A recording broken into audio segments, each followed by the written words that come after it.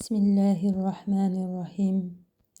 Bu duanı üstünde gezdiren ve okuyanlarla birlikte azgın, zalim, inatkar şeytanların ve güçlü cinlerin, ön ayaklarını uzatıp oturan penceli heyvanların, quruda veya denizde, tepelerde veya meşelerin derinliklerinde, mesken salan kadın ve kişi sihirbazların, yataqlara ve beşiklere meyil eden zərərli canlıların, əhdini pozan insanların, vücudlara hücum eden varlıqların, qulaq və göz oğurluğu edənlərin, Allahın ucu adı çəkilincə, odda əriyən dəmir və quruşun kimi rezindən əriyənlərin şərrindən, göylərin və yeri 6 gündə xəlq edən, sonra ərşi yaradıb hökmü altına alan, göylərdə, yerdə və onların arasında və yerin altında nə varsa hamısının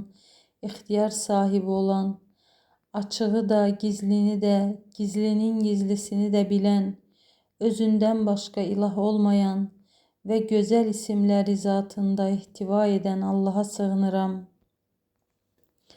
Bu duanı üstündə gezdiren və oxuyanlarla birlikdə dağları Həzrəti Davudun, rüzgarı, cin və insanları Həzrəti Süleymanın əmrinə verən Hənnan və Mənnan Rəbbimə sığınıram.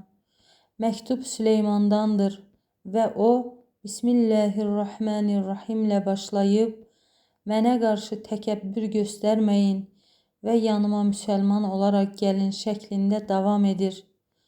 And olsun ki, mən və peyğəmbərlərim qalib gələcəyik deyə hökm etmişdir.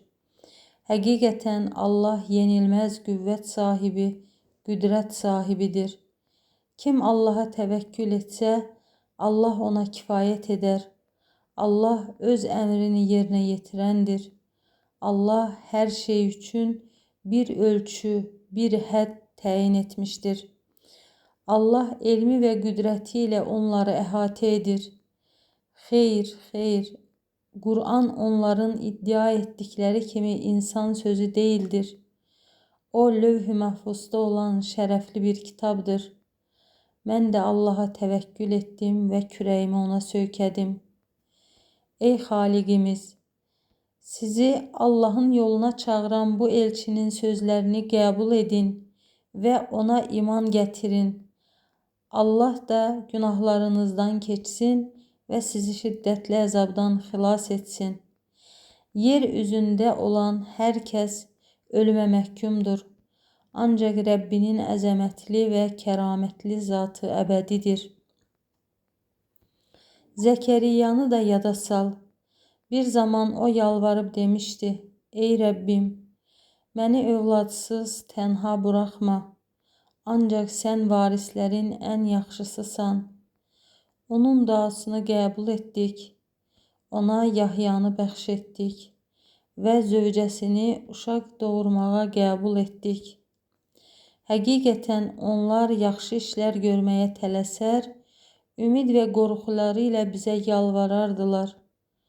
Onlar bizə dərin ehtiram göstərərdilər. Əzəmətli Allaha iman etdim. Allahın məxluqatının şərrindən